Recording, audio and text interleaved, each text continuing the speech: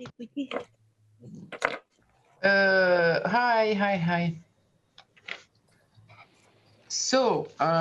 Je vais parler en français puisqu'il y a une traduction et que chacun va donc pouvoir suivre dans sa langue. Je reçois aujourd'hui trois brillantes interventions au sujet finalement d'une chose très importante qui nous soucie tous, qui est la relecture, la réévaluation de l'histoire de l'art, mais surtout des méthodologies pour opérer ces réévaluations. Eleonore Nairn va être la première à intervenir sur ce sujet. Eleonore, avec laquelle nous avons entretenu d'ailleurs une collaboration pour ce catalogue. Je la remercie de sa contribution sur les artistes de l'expressionnisme abstrait dans cette édition. Elle est commissaire d'exposition à la Barbican Art Gallery, où elle a déjà réalisé de magnifiques expositions comme Basquiat, Lee Krasner, qui, je pense, a fait date. Elle vient d'ouvrir une exposition à la Aquavella Galleries de New York sur un dialogue Eva Hesse et Anna Wilke. Et elle va ouvrir en début de semaine prochaine du buffet. Donc, on la remercie d'autant plus d'être avec nous aujourd'hui pour nous parler de Lee Krasner, dont elle est donc une spécialiste. Lee Krasner face aux critiques et face à cette éternelle question de la réévaluation. Et puis, nous rejoindrons après Eleonore, Oriana Caccione, que je salue, et Cecilia Fajardo-Hill. We cannot wait to hear to what you have to say. Eleonore, it's your turn. Thank you, Christine. Merci, Christine. Bonjour à tous. Je crois que vous avez vu que Christine et moi avions une petite conversation juste avant. Ça, c'est la bonne partie. Tout le monde sait que nous allons avoir une nouvelle exposition au Centre Pompidou et peut-être en Angleterre également. Donc, voilà, ça, c'est le sujet de la journée. Oui, il faut toujours saisir les opportunités de parler de notre travail. Donc, maintenant, je vais partager mon écran avec vous. Et Christine va me donner son approbation si elle voit bien à l'écran. Oui, OK. Très bien, donc voici l'artiste Lee Krasner, photographié par Ivan Penn en juin 1972.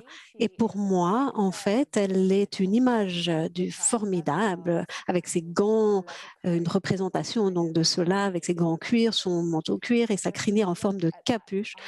Avec cette grande capuche autour de sa tête également, il suffit de regarder ce regard d'acier inébranlable. Cette photo a été prise pour illustrer un article du magazine Vogue, rédigé par la brillante conservatrice Barbara Rose, qui a déclaré que Lee Krasner était une grande américaine de l'expressionnisme abstrait. En fait, formidable est bien le mot qu'elle a utilisé dans ses premiers paragraphes expliquant comment.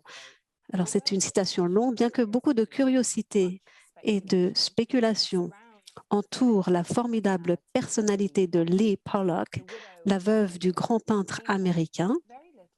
On sait très peu de choses sur Lee Krasner, l'artiste qui a mené les mêmes batailles, exposé dans les mêmes galeries et peint côte à côte avec son célèbre et désormais légendaire mari.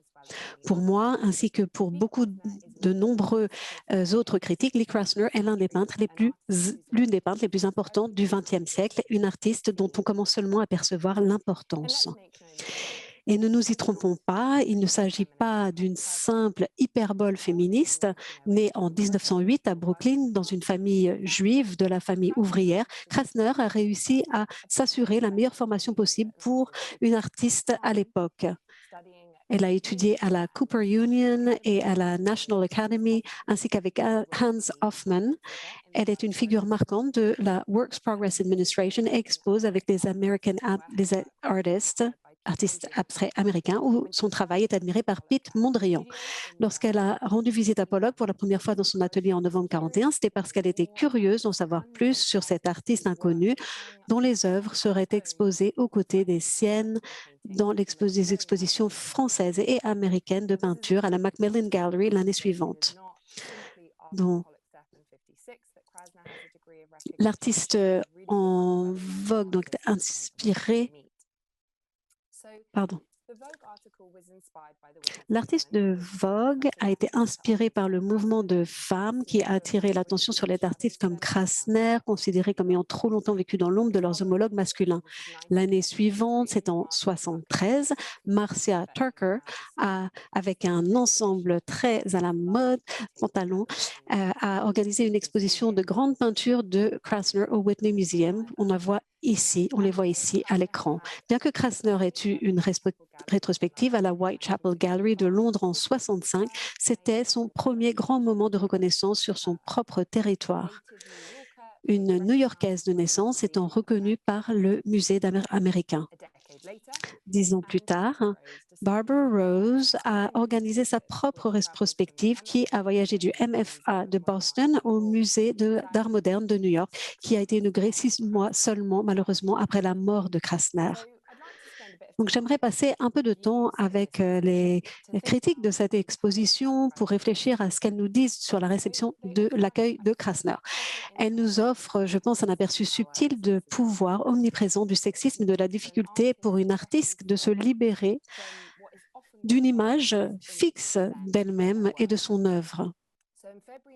En février 1985, Jack Flam a évalué l'exposition de Krasner au MoMA pour le Wall Street Journal et il a dit que, prises dans leur ensemble, ces œuvres sont intéressantes et impressionnantes pour l'intelligence visuelle et la sensibilité dont elles font preuve. Mais, et je pense que nous touchons ici au cœur du problème, elles ne font pas preuve d'une véritable originalité ou d'une profonde conviction.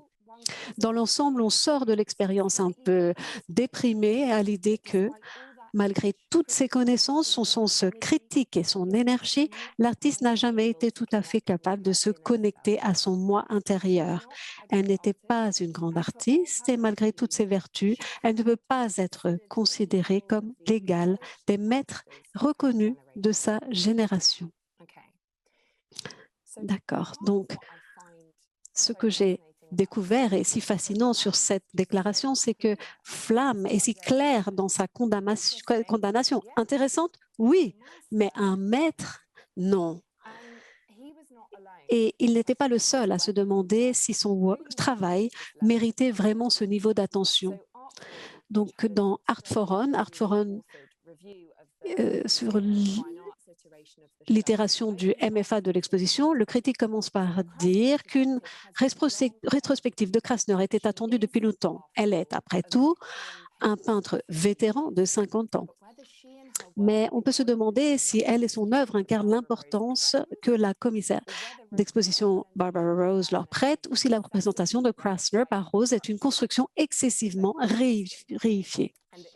C'est une question. Donc, l'implication est assez claire sur la façon dont il répondrait à la question.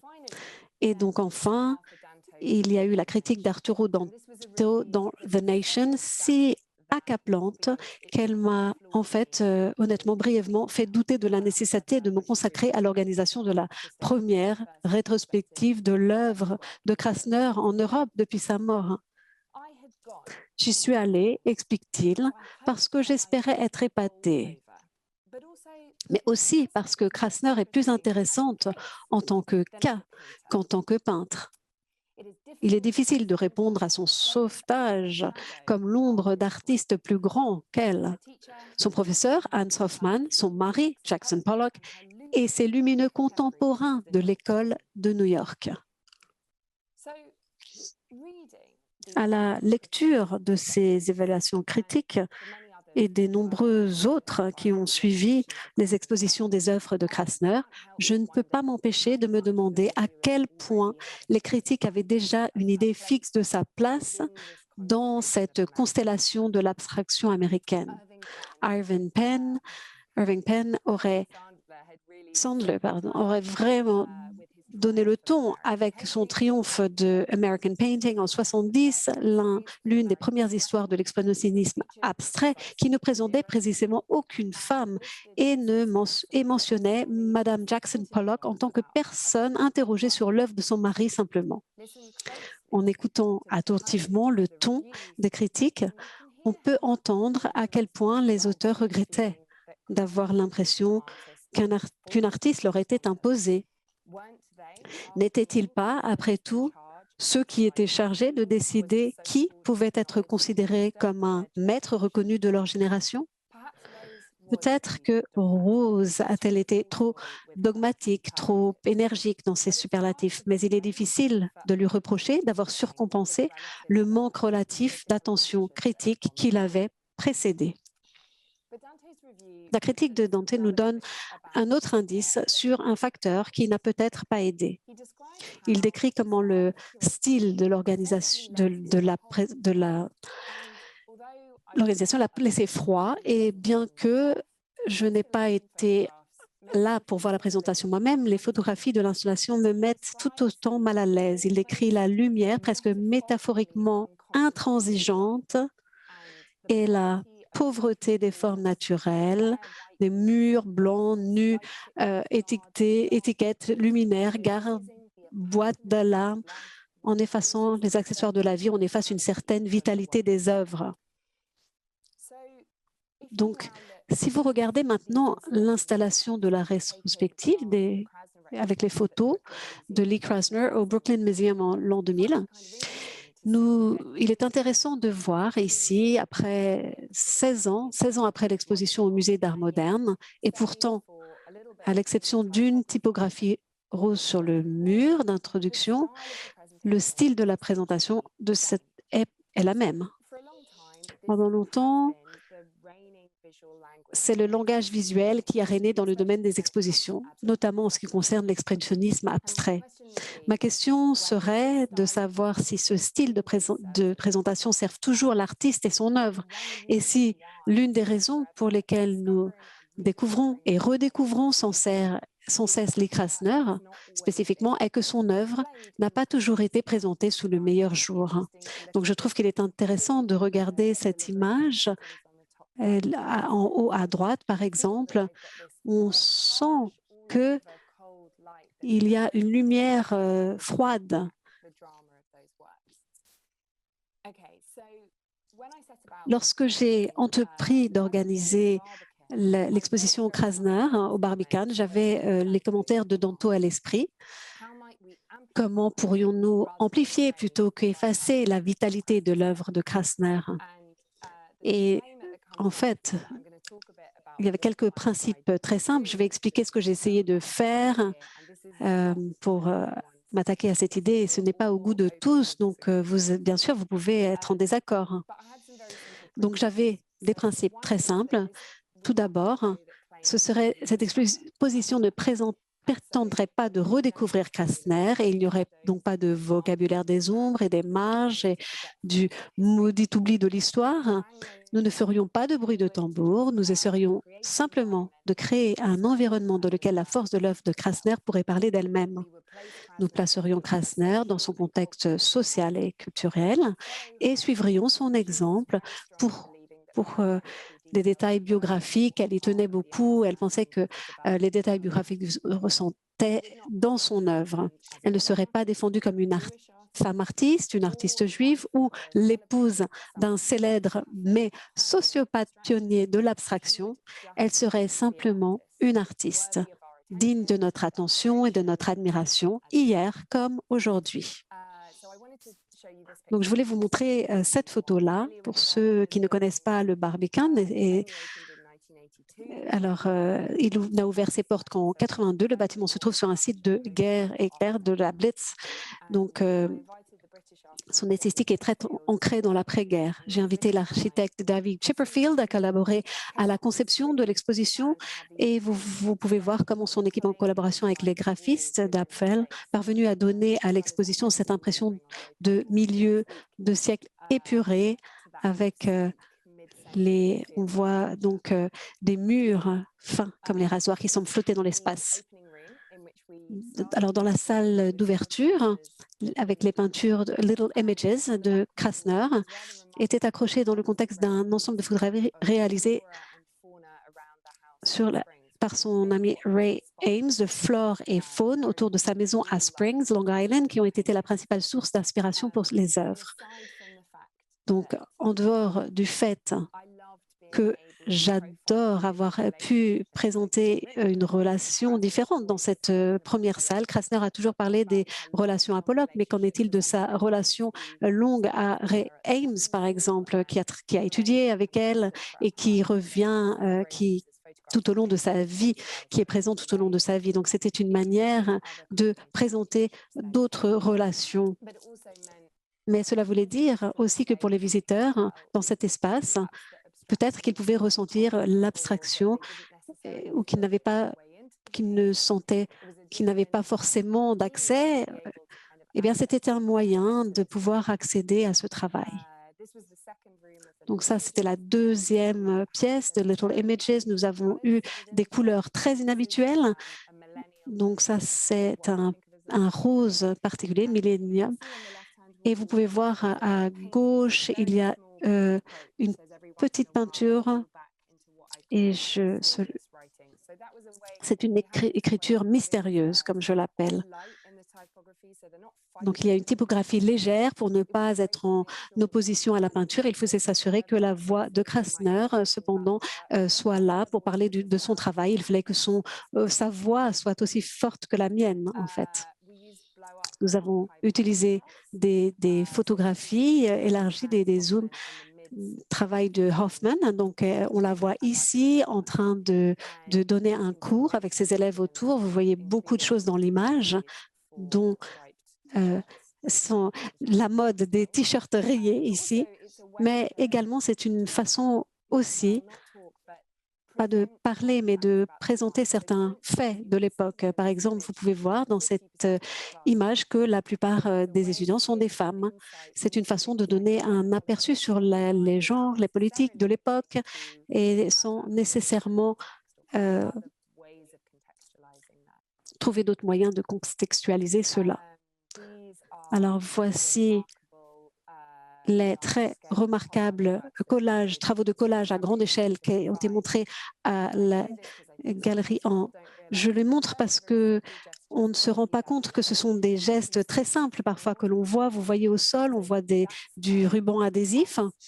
Alors ça, c'est nous qui avons discuté sur pourquoi on ne voulait pas des barrières devant les peintures pour créer un espace qui soit très dégagé, où l'on peut vraiment apprécier les peintures sans nécessairement avoir besoin de tout l'ensemble de meubles qui peuvent encombrer l'espace.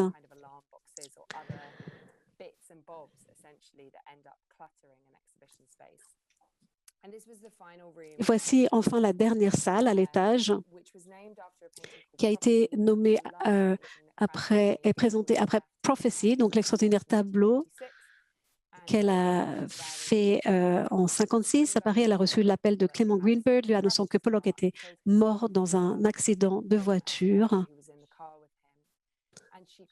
Elle a donc pris immédiatement l'avion pour les funérailles qu'elle organise et elle a réalisé cette série de tableaux qui n'avaient jamais été mis ensemble. On voit la couleur, on voit donc la riche couleur vert foncé du mur derrière et qui a vraiment permis d'accentuer, je crois, le caractère dramatique et permettre aux œuvres de prendre leur place, leur permettant, grâce à ce fond sombre, à chaque fois que je me trouvais dans cet espace, je pensais à l'intervieweur de l'époque qui avait demandé à Krasner comment elle parvenait à peindre au milieu d'un tel chagrin. Ce à quoi elle a répondu, la peinture n'est pas séparée de la vie, elle ne fait qu'un. C'est comme si je me demandais si je veux vivre, alors que ma réponse était oui, alors je peins. Alors en tant qu'artiste, elle arrive à rendre des affirmations très puissantes par rapport au travail qui peut. Donc, elle affirme qu'elle doit peindre malgré l'effet émotionnel dans lequel elle se trouve. En bas, donc on voit le travail. En bas, donc le geste est plus fort. Il y a sens de continuité. Et donc en bas, voilà, le geste plus fort que nous ayons fait était de réintroduire la lumière naturelle dans les galeries qui venait du toit. C'était la première fois que nous avons réintroduit la lumière naturelle dans le Barbican depuis plus de 20 ans. Et l'espace avait été créé pour avoir ces lumières venant du toit, mais il n'était pas forcément pratique de les ouvrir à l'époque, donc il n'avait pas été ouvert en pratique. Et elle était vraiment tournée vers la couleur, donc c'est Krasner. Donc il fallait travailler avec la couleur, hein, mais pas avec de la lumière artificielle. Donc c'est pour cela que pour ces premières peintures dans les années 60, avec des éclats de retour à la vie, avec de la peinture joyeuse, lyrique, dans laquelle les couleurs sont des gestes primaires, la chose la plus importante à faire était de pouvoir trouver un moyen de couvrir, de faire rentrer la lumière dans cet espace. Et comme vous le voyez ici, ça c'est la galerie en bas au sous-sol. Donc on a retiré tous les murs du fond. Il y a une fenêtre à l'arrière et donc ça donne un sens de l'espace.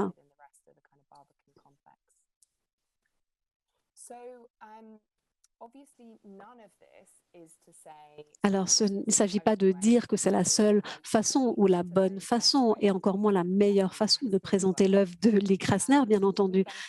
Et nous avons considérablement bénéficié des nombreuses vagues de féminisme mondial qui ont permis aux critiques et aux visiteurs d'entrer dans l'espace avec une idée plus souple, plus douce de ce qui peut qualifier une artiste pour être reconnue comme un maître de sa génération, ou si la maîtrise est vraiment la bonne mesure de valeur à utiliser aujourd'hui. Il s'agit simplement de dire que lorsque nous examinons la réception critique mitigée de Krasner au fil des ans, nous faisons bien de nous rappeler l'impact de ce type de décision curatoriale. Barbara Rose écrivait dans le catalogue du MoMA de 1984, elle dit « En parlant avec Lee Krasner, j'ai pris conscience de l'énorme force intérieure qu'il lui a fallu pour vivre sa vie de peintre abstrait, compte tenu des obstacles qu'elle a dû surmonter pour continuer à peindre et à peindre ce qu'elle voulait. Moi aussi, je n'ai pas su échapper à au sentiment de son formidable caractère qui se ressent si fortement dans ses tableaux, même plus de 70 ans après leur réalisation. Et dans cet esprit, je voudrais vous laisser avec sa voix, avec ce court extrait de la... Donc, ce qu'on a fait de plus important dans cette exposition, nous avons demandé à une société de monter un petit film et il dure 12 minutes. Et je vais vous montrer un extrait du film maintenant. Mais à nouveau, il faut juste s'assurer d'avoir bien la voix de Krasner. C'est ce que je souhaitais. Et je vais donc terminer par sa voix.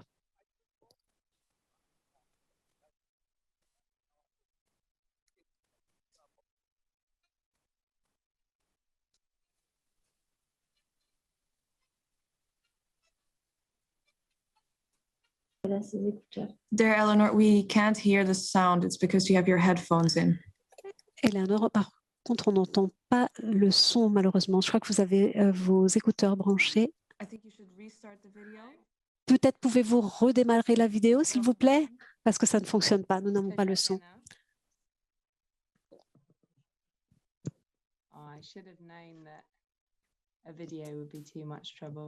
J'aurais dû me dire qu'une vidéo serait un problème, malheureusement.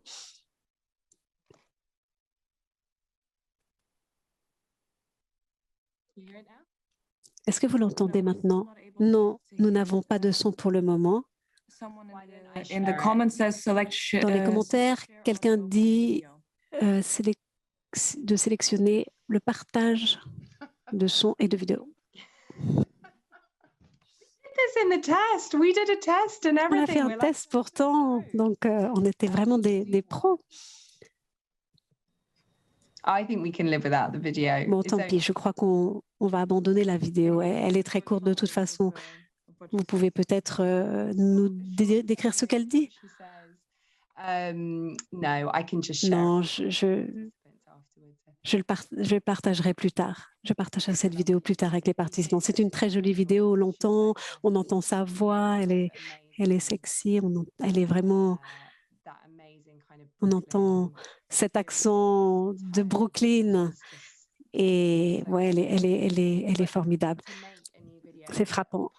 Mais voilà, je l'ai inclus parce que c'est vraiment un geste d'exposition, voilà, de montrer quelque chose qui date de 72. On l'a présenté. Il y a souvent beaucoup de présentations d'artistes qui ont été filmés comme ça, interviewés, mais c'est bien de leur donner une nouvelle présence dans cet espace pour que les visiteurs puissent venir et apprécient vraiment être capables d'avoir le contenu audiovisuel, surtout à la fin d'une grande exposition comme celle-ci. Voilà, je crois, enfin un banc, se disent-ils, et ils sont ravis. Voilà, merci beaucoup à tous. Merci Éléonore. J'ai eu la chance de voir ton exposition et c'est vrai qu'il y avait vraiment un travail qu'on ne remarquait pas d'ailleurs au premier abord, mais qui était tout à fait sensible dans la réception des œuvres de Lee Kraster, pour lesquelles je pense qu'il y a eu vraiment un avant et un après, un vrai moment de réévaluation de son travail.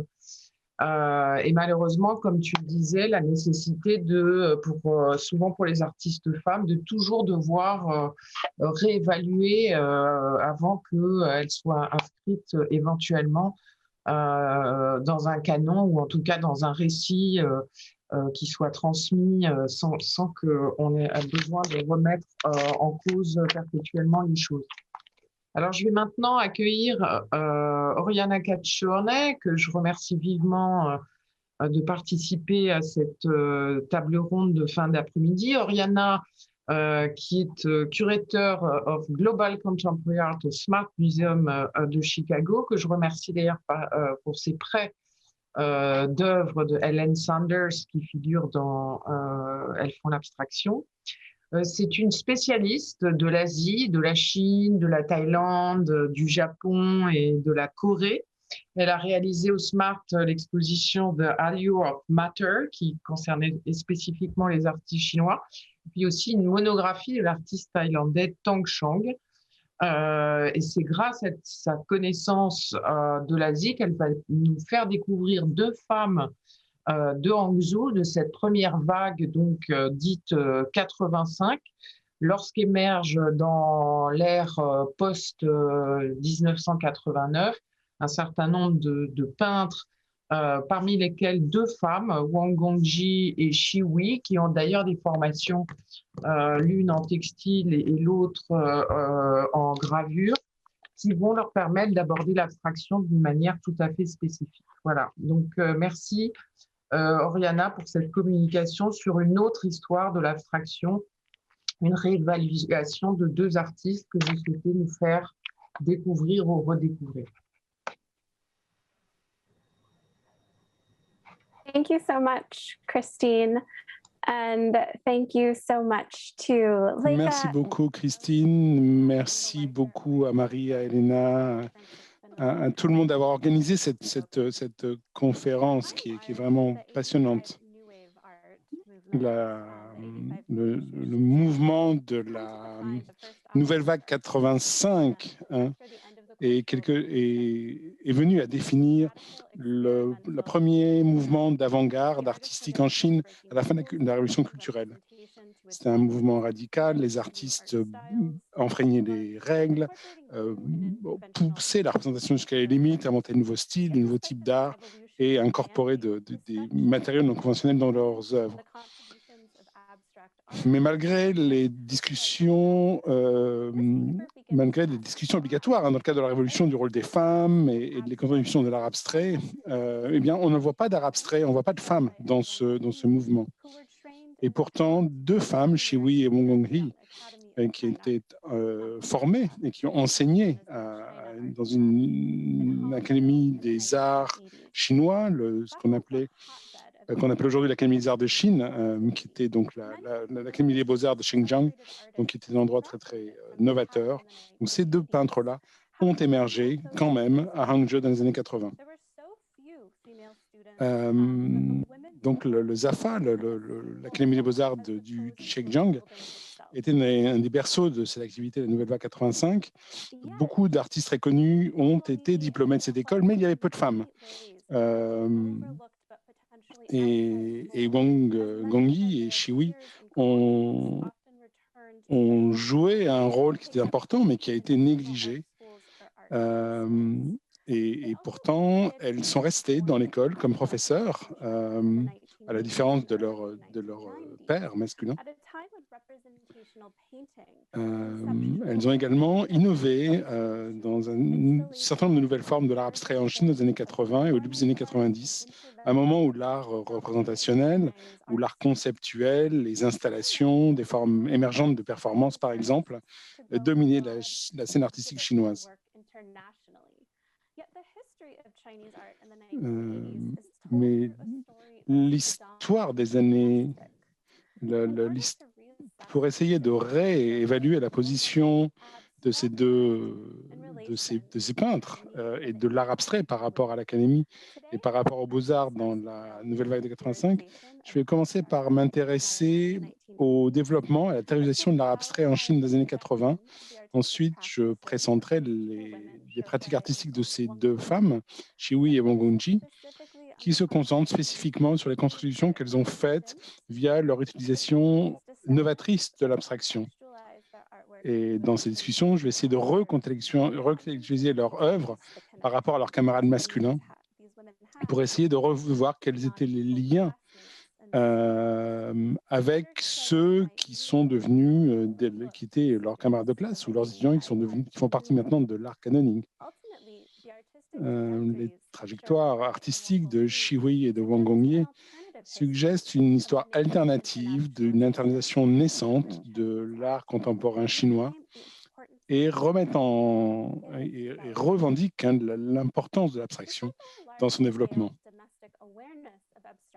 Même si l'art abstrait est bien connu en Chine au début du XXe siècle, il n'est pas vraiment accepté comme une sorte de langage artistique avant la fondation de la République populaire de Chine en 1949 et avant la transformation à grande échelle de l'art destiné à servir l'idéologie politique.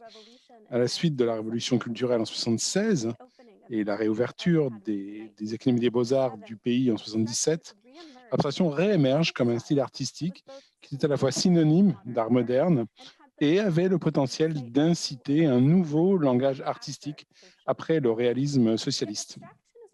Et pourtant, l'abstraction est rarement discutée de manière approfondie dans les histoires canoniques de l'art contemporain chinois, sauf quand on parle en passant de débats sur l'abstraction.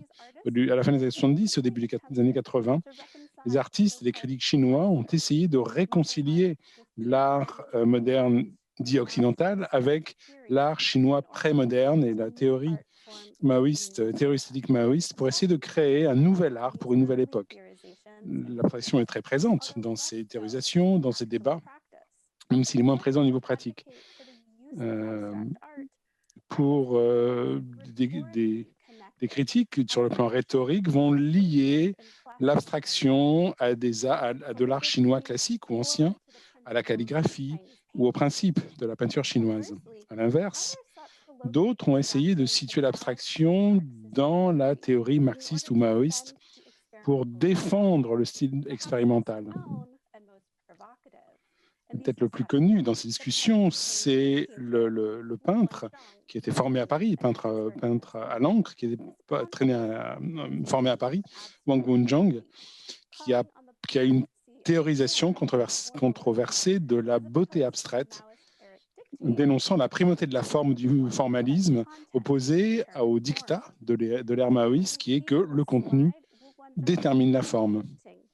Et malgré les réponses très, très animées qu'il a reçues,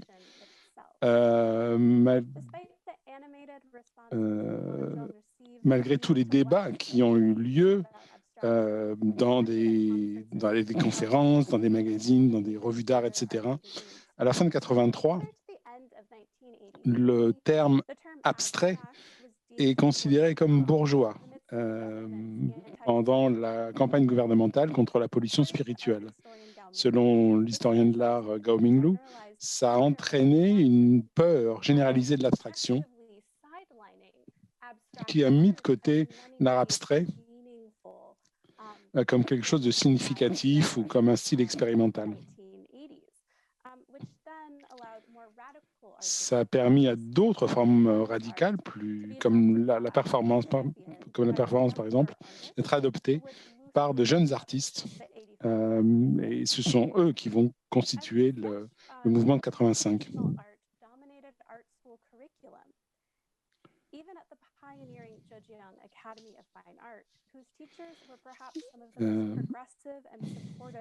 Et même dans l'école de Zhejiang, par exemple, qui était une des plus progressives, eh bien, il y avait très peu d'art abstrait. Hein. C'est vraiment l'art représentatif, l'art représentationnel qui va dominer. Par exemple, Zhao Wuqi, qui est très célèbre pour son art abstrait, va faire des cours en 85 en art figuratif, même s'il est, encore une fois, son art abstrait est reconnu de façon internationale. Ça impacte la colonisation de la nouvelle vague de 85 aussi, et où on met en avant des artistes qui ont innové avec de nouveaux styles d'art représentationnel ou qui vont explorer de nouvelles formes d'art comme l'art conceptuel, l'installation ou la performance. Mais dans toute la Chine, il y avait des artistes qui travaillaient effectivement, qui expérimentaient avec l'abstraction pure. Après Wang Sam artiste a utilisé l'abstraction comme un langage pur. On voit par exemple des peintures d'encre abstraites de Gu Wenda en bas à gauche. Et d'autres ont lié l'abstraction à des pratiques performatives ou conceptuelles. Par exemple, Wang Wangping, il va utiliser des cinémas aléatoires pour dicter des compositions abstraites. D'autres vont expérimenter avec des matériaux non traditionnels et non conventionnels pour faire des formes abstraites ou des sculptures. Par exemple, on peut noter les sculptures molles et les tapisseries, comme celle de Shui, qui est en haut à gauche, ou les manipulations de plastique de Gu Dexin, qu'on voit en bas à droite. Dans ce contexte, deux femmes, Shi Wei et Wang Gongyi, étaient les premiers, qui étaient d'ailleurs parmi les premières étudiantes à entrer à l'école des beaux-arts de Shanghai, et parmi les premières à devenir professeurs, eh bien, elles sont passées à l'abstraction au milieu des années 80. Shui était une des premières étudiantes donc, à s'inscrire à l'école des beaux-arts du Xinjiang. Elle a eu son diplôme en 82. Après avoir étudié le tissage dans le département de l'artisanat, elle a rejoint l'Institut international de tapisserie qui avait été fondé à l'Académie de Xinjiang par une artiste bulgare, Marion Varbanov, de 86 à 89. En tant qu'étudiante de tissage, Shui est peut-être une des rares artistes chinoises dont la pratique était abstraite dès le départ. L'Institut de tapisserie était un des départements les plus expérimentaux, les plus internationaux des beaux-arts. Il poursuivait la longue histoire du tissage de soie en Chine et le kesi, un art du tissage très ancien qui s'est développé à Hangzhou par la dynastie Song du Sud. À l'Institut de tapisserie, Shui a créé des tapisseries, des sculptures molles avec Varbanov et d'autres des camarades de cours, notamment Gu Wenda et Liang Shaoji. À l'Institut de tapisserie, Shui a travaillé au-delà du tissage. Elle s'est intéressée à la manière dont une tapisserie murale peut être accrochée, peut être intégrée à l'espace et devenir une sculpture molle. Ici, par exemple, on voit donc une tapisserie qui va s'étendre dans l'espace, notamment les parties bulbeuses sur la droite.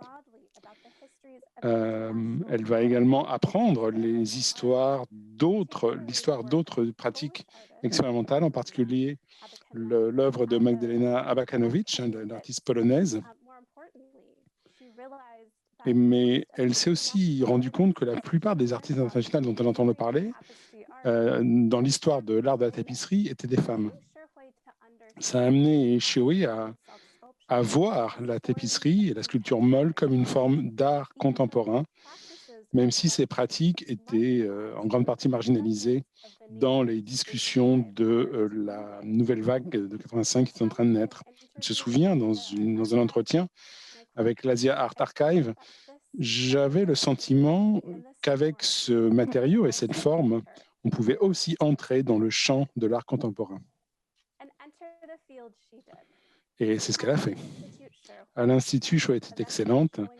Elle a montré son travail avec Gowenda et Dashojie à la Biennale de la tapisserie de Lausanne en 86, qui marquait la première fois que des artistes contemporains chinois participaient à une biennale internationale après la révolution culturelle. C'est une expérience qui a eu un tel impact que l'Institut a organisé une exposition internationale de tapisserie en Chine l'année suivante. Malgré cette intégration très anticipée aux cercles internationaux, les contributions fondamentales que Chiwi et l'Institut de tapisserie ont fait au développement de la nouvelle vague de 85 ont été en grande partie négligées, éclipsées par d'autres, par les beaux-arts comme les peintures à l'huile ou les peintures à l'encre. Gowenda,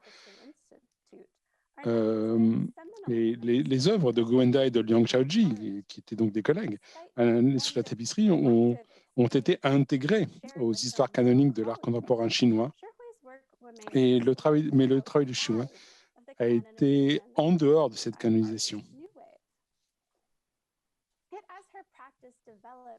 Alors que sa pratique se développait, elle a maintenu un lien avec sa formation, avec l'art de la tapisserie. Wang Gugui a elle aussi passé son diplôme, était une des premières à passer un diplôme à l'Académie de Xinjiang en 1980.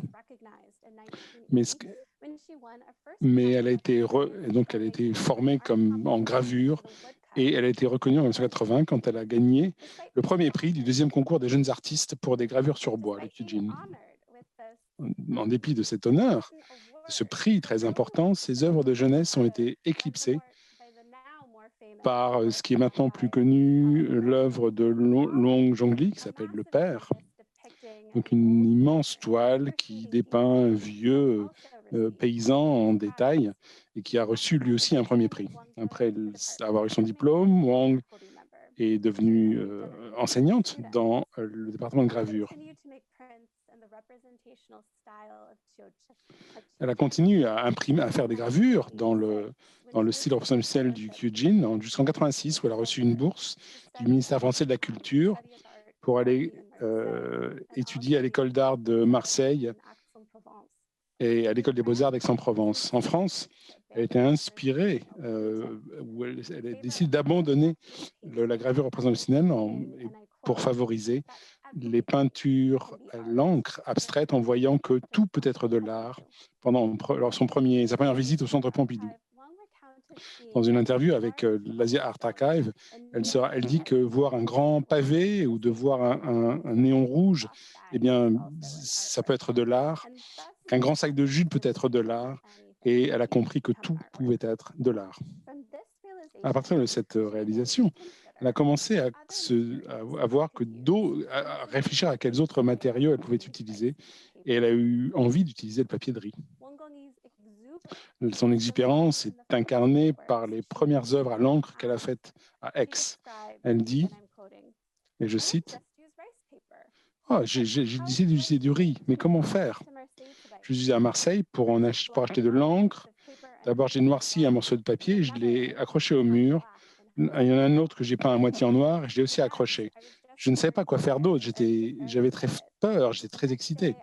J'étais pleine d'appréhension. Le lendemain, j'ai regardé le cahier de Yang Chengqing et j'ai rempli un petit bout de papier avec des points et de la calligraphie, et puis un autre morceau de papier avec une ligne horizontale, et j'ai tout accroché comme le premier jour. Je ne sais pas ce que ça voulait dire, je n'ai pas d'idée claire, mais je me rappelle nettement que quand je suis revenu pour déjeuner à midi, j'ai vu tout ça de loin et je me suis dit que c'était super. En dépit de l'origine internationale de ces œuvres abstraites, les tableaux de Wang Gongyi ont souvent été comparés à l'œuvre de ses collègues masculins aux Beaux-Arts, notamment Gowenda. Et donc, il y a des ressemblances stylistiques qui sont frappantes. Ils utilisent les mêmes matériaux, mais cette comparaison répétée nie des divergences importantes dans leur pratique. D'abord, Uganda a été formé en peinture à l'encre et il a voulu utiliser l'abstraction pour imprégner sa pratique avec de l'art conceptuel. Et Gowenda est à l'étranger après Wangongi. Et quand il l'a fait, il s'est éloigné de l'encre et il a choisi des matériaux corporels comme le sang ou les cheveux. Une comparaison plus appropriée serait peut-être avec l'artiste autodidacte Chu Shinji, qui lui aussi est allé en Europe, à Berlin, dans les années 80, à la fin des années 80. À Berlin, il a commencé à innover avec des pratiques de sculpture et d'installation presque entièrement abstraites, basées sur le papier de riz. En liant Wangongi Tujinchi, un récit alternatif de la transformation de l'art dans les années 80 commence à se développer, en particulier la manière ou la façon dont le fait d'aller à l'étranger a mené les artistes à revenir à des matériaux conventionnels utilisés en Chine depuis des siècles comme support de leurs pratiques abstraites. L'abstraction et des matériaux spécifiquement chinois ont catalysé des avancées dans la pratique de chacun des artistes qui sont allés au-delà des développements de la nouvelle vague de 85. Et donc, on voit donc le parallèle entre Shui et cet autre artiste chinois, Chu Jinji. Quand on analyse le travail abstrait de Wangongi et de Shui, permet d'avoir un contre-discours important à l'histoire canonique principalement masculine de l'art de la nouvelle vague de 85 et de l'art contemporain chinois dans les années 80 en général. D'abord, des explorations matérielles ont activé les pratiques abstraites des deux artistes. Et je voudrais dire que les pratiques abstraites donc on voit c'est très différent de la manière dont la plupart des artistes travaillaient de manière abstraite dans les années 80 en Chine et la manière dont ça a été théorisé dans les années 80.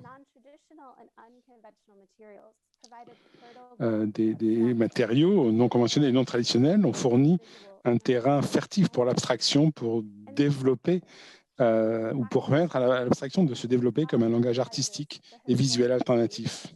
Deuxièmement, montrer les pratiques de ces femmes problématise l'historicisation de la globalisation de l'art contemporain chinois. La mobilité de Shiwei et de Wangongi recartographie notre compréhension des géographies de la globalisation de l'art chinois contemporain. Ça propose un récit alternatif à ceux qui temporalisent l'internalisation de l'art contemporain chinois au début des années 90, après les présentations, surtout d'hommes, aux magiciens de la Terre au Centre Pompidou en 89 et à la Biennale de Venise en 93. À la place, le travail de Shui et de Wangongi démontre une intégration complexe, multidirectionnelle de l'art contemporain chinois, en contraste avec l'art principalement figuratif, qui était l'art contemporain chinois, qui était principalement exposé dans les années 90. La plupart des artistes chinois qui étaient exposés dans les années 90, notamment aux magiciens de la Terre, qu'on voyait en bas, ici en bas. Vous voyez donc des Gulishin, par exemple.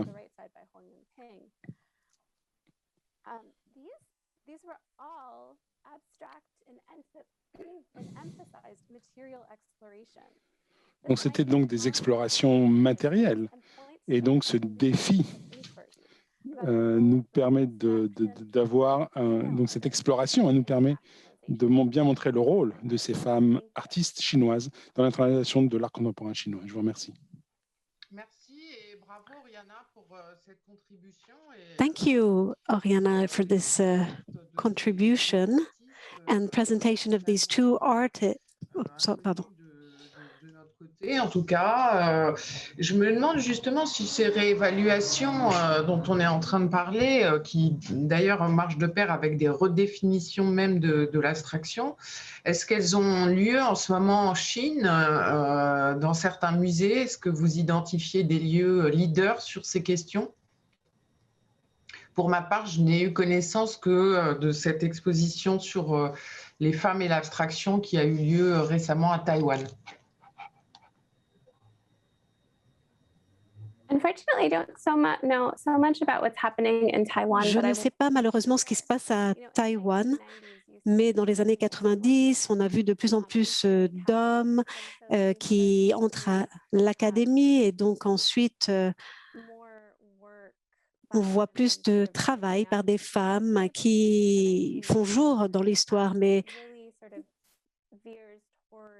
on voit que cela se tourne vers le représentationnel. Il y a une nouvelle génération d'artistes, hommes et femmes, qui réévaluent les possibilités de l'abstraction. Et ici, je crois que peut-être que le meilleur exemple de ça est Maciosha, qui a fait une série de travaux où elle couvre des morceaux de béton avec au crayon. Est-ce que vous pouvez nous épeler ou nous écrire le nom dans le chat, s'il vous plaît? Maciosha Maciosha. Et c'est vraiment un départ très intéressant par rapport ce que représente. Il y a un jeu entre les possibilités conceptuelles de l'abstraction et aussi le jeu avec les matériaux.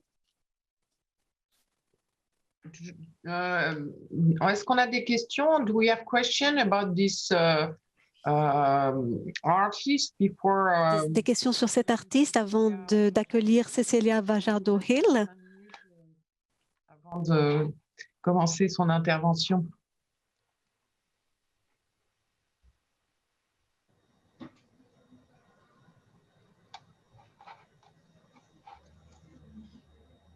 Marie, je ne sais pas si vous m'entendez. Est-ce qu'on a des questions qui arrivent? Puisque moi, je ne vois rien de mon côté. Oui, Christine, la session de questions est prévue à 17h45. Oui, je sais, mais comme on avait 5 minutes, il n'y a pas de possibilité technique de le faire, c'est ça que vous me dites? Disons qu'on est dans les temps, donc peut-être qu'on peut... Alors on enchaîne, si Cecilia est prête. Hello, Cecilia, are you with us?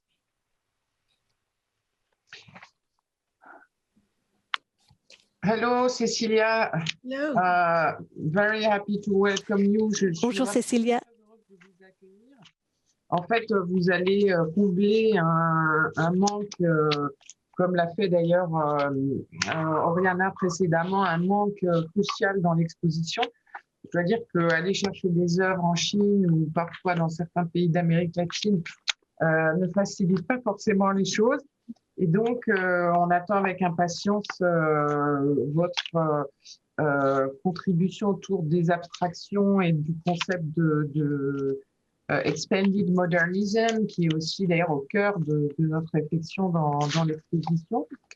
Vous avez été co-curatrice d'une exposition, je crois, qui a fait date, enfin en tout cas pour moi, Radical Woman, à Los Angeles, et vous êtes une spécialiste, on peut le dire, de l'art d'Amérique latine, dont vous allez nous parler à l'instant de l'art de ces femmes, parmi les plus connues, bien sûr, Lydia Clark, Gego ou Lyra Chendel, et vous allez également nous faire découvrir d'autres signatures et surtout d'autres manières de penser l'abstraction en lien notamment avec des héritages historiques et des traditions qui souvent sont déniées dans ces définitions de l'abstraction.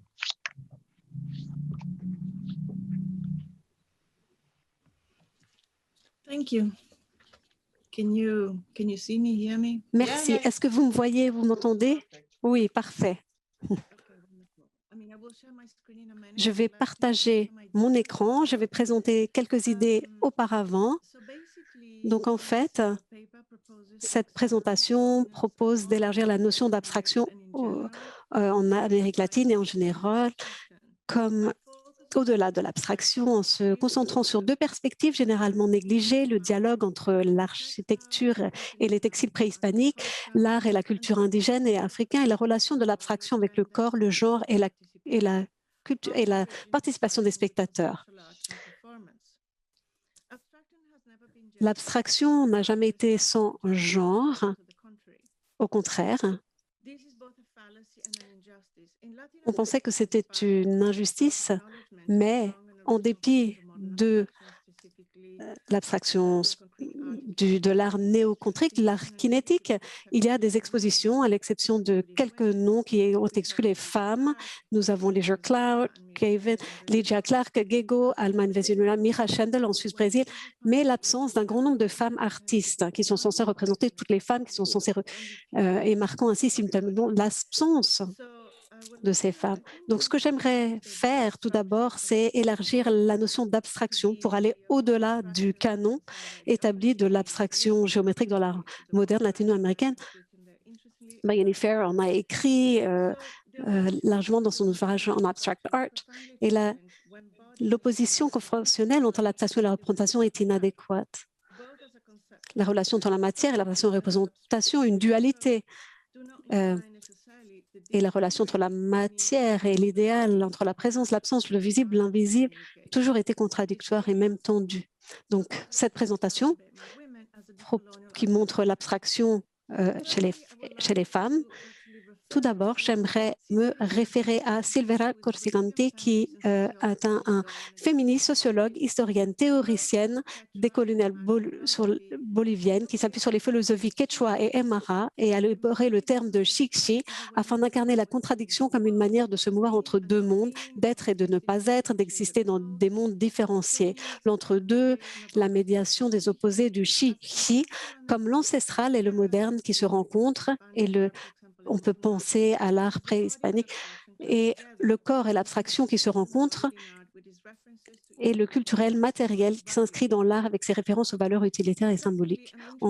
Deuxièmement, ce qui m'intéresse aussi, c'est le point de vue de Maria Lugones, philosophe et militante féministe argentine, qui a théorisé la culture de l'art et dit que c'est un élément essentiel de l'art, rendant l'intersectionnalité de race, genre, classe, dont on ne parle pas beaucoup.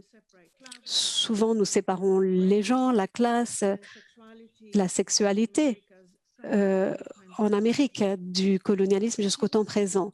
Elle va dire que le genre, à ce que j'ai compris, est une marque de la conception moderne et de l'humain dans une imposition coloniale. Le genre marque ce que les colonisés ne sont pas.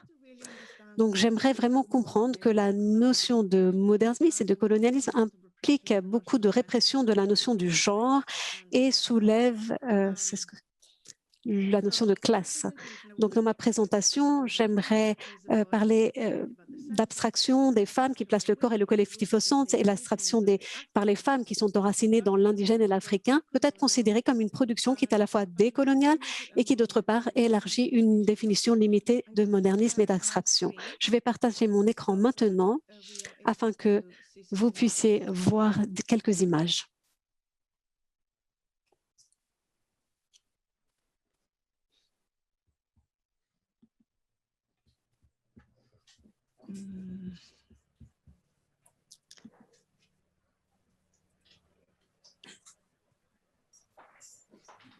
My computer is slow. Can you see my... Mon ordinateur est un peu long. Est-ce que vous voyez bien mon écran maintenant?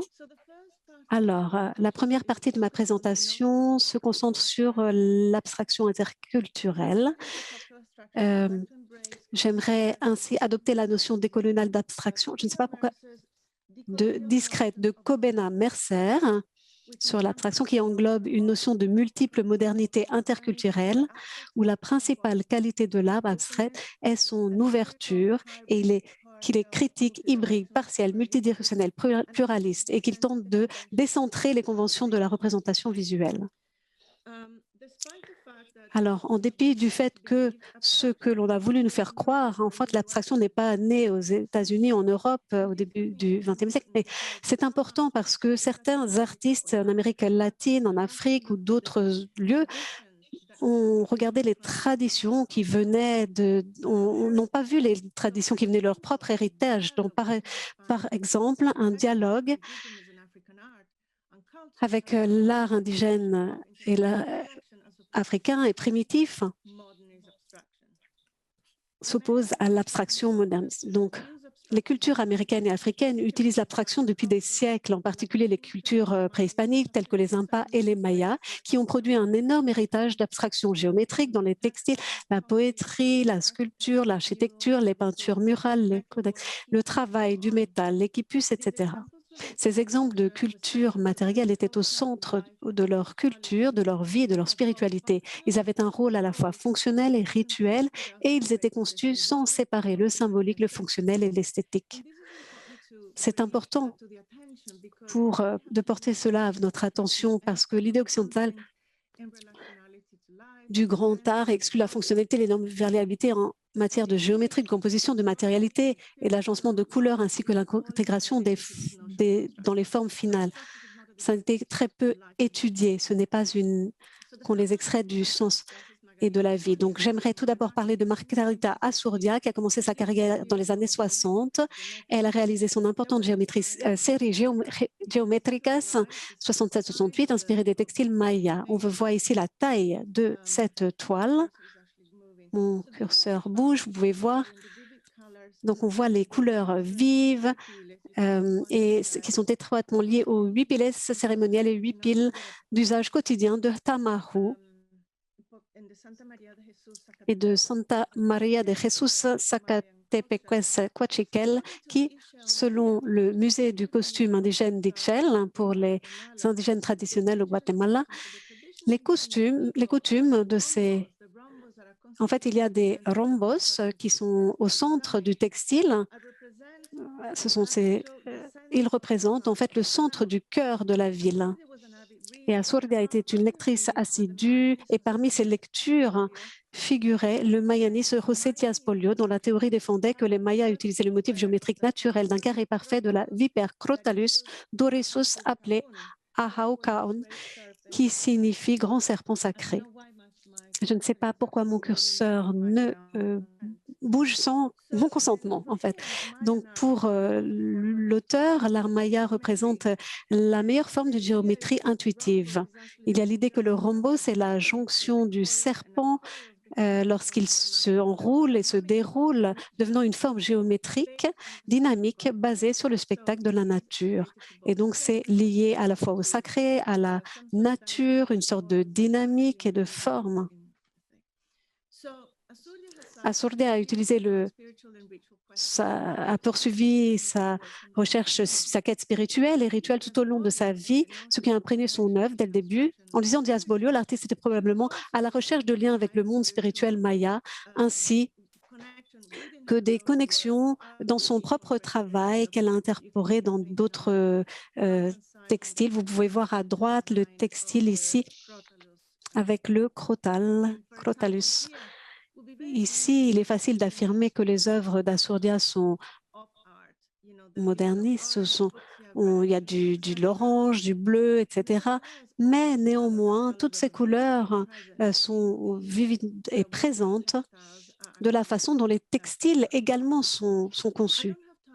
Je n'ai pas le temps de vous montrer en détail beaucoup des artistes, mais ce que je voulais en tant qu'historienne de l'art, c'était de montrer des œuvres pas très connues et donner un sens de volume et de présence des arts et de cet art. Et la raison, donc, parce qu'il y a beaucoup à explorer. Donc, en fait, Margarita Regina Pricasia, c'était une artiste du Pérou qui s'est inspirée d'architecture, des Incas, par exemple de Maria Freire et en fait d'Uruguay. Elle s'inspire par de la sculpture africaine primitive également et ses œuvres.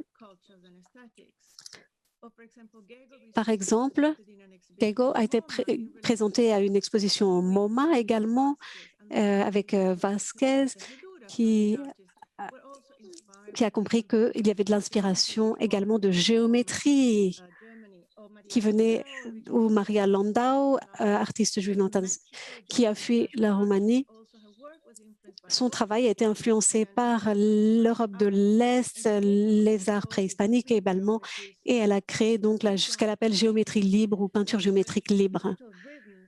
Il y a des rythmes, il y a l'idée du rythme dans le monde, ritmar el mundo, comme elle disait, pour créer un rythme et contraster avec les autres. Alors voici Cecilia Viconia, qui est vue comme un artiste performatif, mais je voulais vous montrer le Kiko en 74, à gauche. Mon curseur continue à travailler sans moi. Donc, elle s'est rendue au Chili également, et pour eux, le Kiko est un espace, une façon de se rappeler, d'impliquer le corps, le cosmos à la fois. C'est ainsi une vision d'interconnectivité. L'idée est donc de reprendre une notion comme le Kiko, qui est une façon également de réfléchir à l'extension de la temporalité, qui n'est pas dans le temps colonial, mais le temps présent. Et ici, on a Concon, Chili, en 66, où elle a pensé qu'elle avait une relation avec la mer qui la sentait, elle sentait la mer, et donc elle a fait des traces dans le sable avec des bâtons et des pierres. Et elle a ramassé également des plumes et d'autres objets, des os, du plastique, du métal.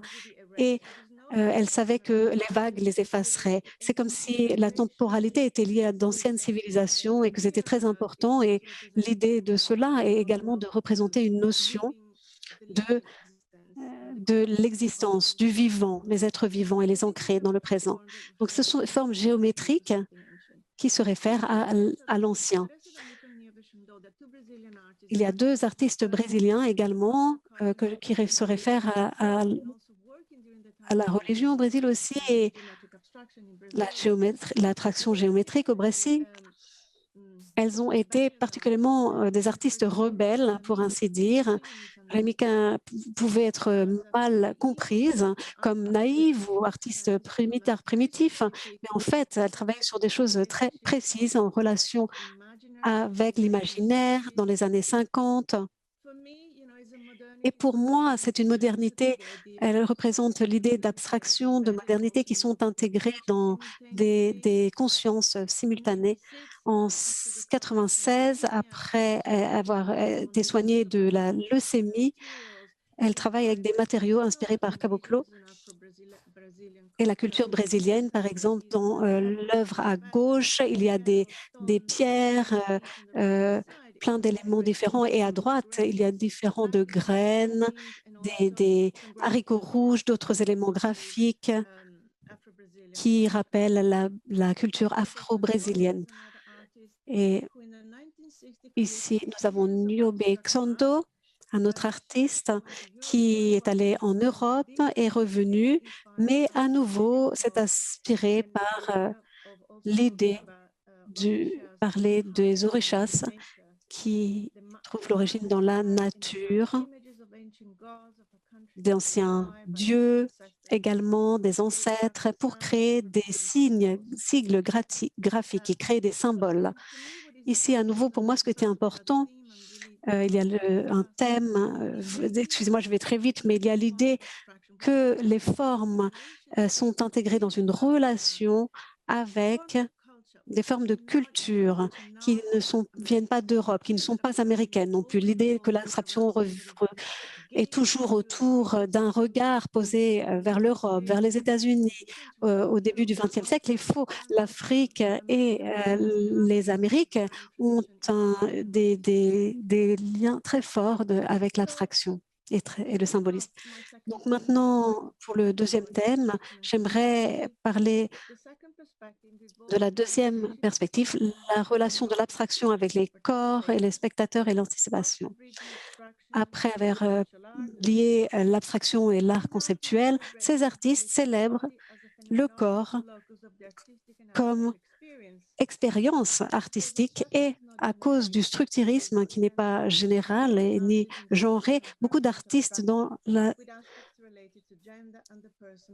parlent d'aspects liés au genre et à l'intimité, parlant généralement l'idée de confusion dans l'esprit, le corps, subjectant le corps la puissance de l'esprit est une notion masculine et complètement, en fait, dissectée ici en plaçant le corps au centre de la conscience. Ces premières pièces sont par Mira Schender, qui était une réfugiée qui est venue au Brésil après la guerre. Et en fait, pour elle, la notion du vide et de l'espace vide était très importante, avec des petits riens. Voilà, c'est une série appelée Little Nothings.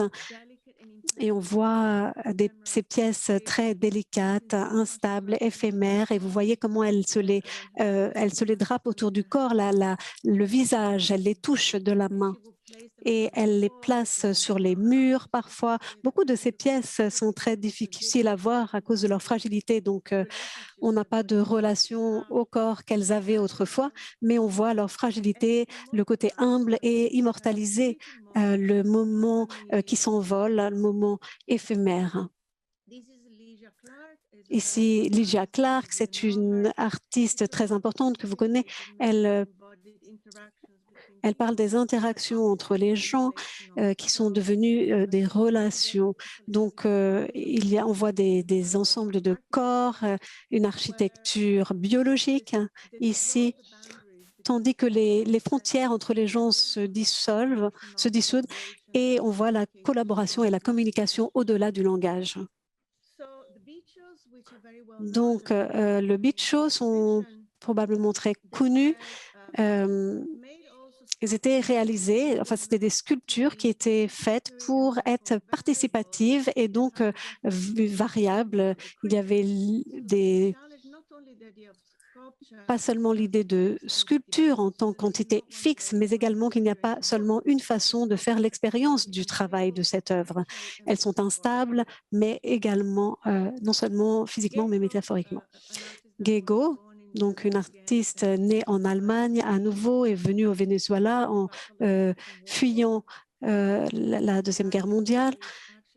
Il y a des particularités, donc on voit comment l'espace est occupé ici et on rend l'espace bien plus subjectif. Elle peut croître infiniment au-delà de la réalité. Le travail n'est pas passif. Il y a une tension, il y a un rythme. D'après les spectateurs qui peuvent se déplacer dans l'espace aussi. Ça, c'était à la National Gallery. Tout a été en fait des œuvres. On peut jouer autour des sculptures. Donc on s'implique. Il y a la notion d'implication et elle défie l'idée traditionnelle d'échelle, de volume des sculptures. Donc, à nouveau, ici, c'est une sculpture qui transforme l'espace en quelque chose d'organique et pas géométrique et rigide et permet aux spectateurs d'entrer dans cette structure-là, de s'impliquer. Il y a une symbiose. Donc, Marta Minuchin est une artiste qui n'est pas très connue en tant qu'artiste abstraite, mais on voit ici toutes les couleurs avec lesquelles elle travaille, des sortes de matelas avec des couleurs pop dans lesquelles on peut, comme si on pénétrait dans l'espace, il y a des formes régulières de corps, etc. Et une certaine interactivité, quelque chose qui est loin de la passivité et de la géométrie. Ici, Marta Palau, qui est une artiste qui a créé des pièces comme Ilerda à gauche et d'autres très rebelles, gigantesques, qui occupent l'espace comme un vagin gigantesque suspendu en l'air.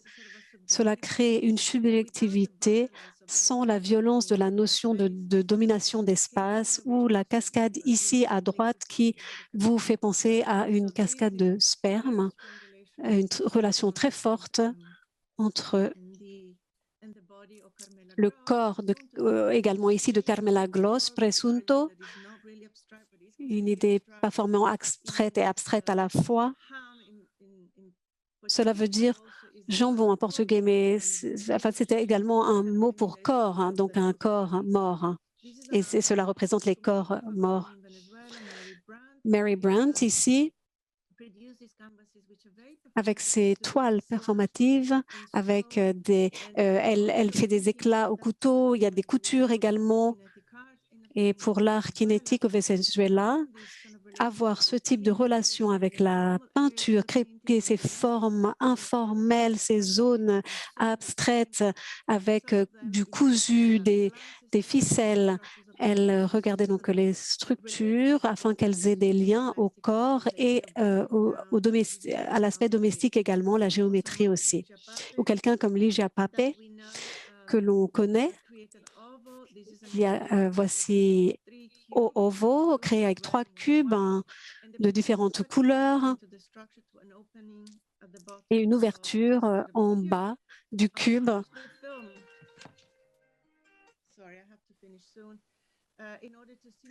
Afin de stimuler la naissance de l'artiste. On voit dans la géométrie ici le corps qui apparaît. On a discuté de cette œuvre. Déjà, elle a créé un tissu gigantesque blanc où les spectateurs se mêlent et elle anéantit donc la séparation entre l'œuvre et les spectateurs.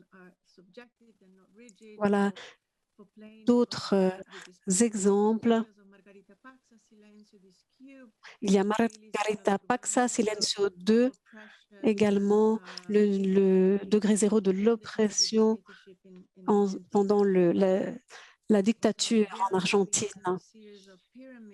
Nous avons également Sarah Modiano, qui réfère à l'idée de colonisation, destruction de la culture préhispanique en utilisant ces teintures ici et les effaçant après, ou Ana Lidia Cordero, fille de Cordero, un artiste très important au Brésil, qui crée ces formes qui sont totalement géométriques et en fait elle les casse ensuite, elle casse l'idée du corps et de la distance entre le mur et les signes géométriques. Ou Marta Araujo, qui crée des costumes avec des lignes géométriques dessus. Il y a un mur derrière, elle s'attachait donc à cet espace, à ce mur, en créant un abonnement du corps en relation avec le fond de la pièce qui était derrière elle. À nouveau, une autre artiste, Beatriz Zamora, qui a été passée totalement inaperçue au Mexique. Elle a passé sa vie depuis les années 70 à produire des monochromes noirs à partir de charbon végétal ou minéral, bois, résine, pyrite et autres matériaux. Donc, elle faisait des recherches sur la couleur noire de nature spirituelle et esthétique qui sont liées à l'origine de la vie. On a Tomi Otake, également. Je vais passer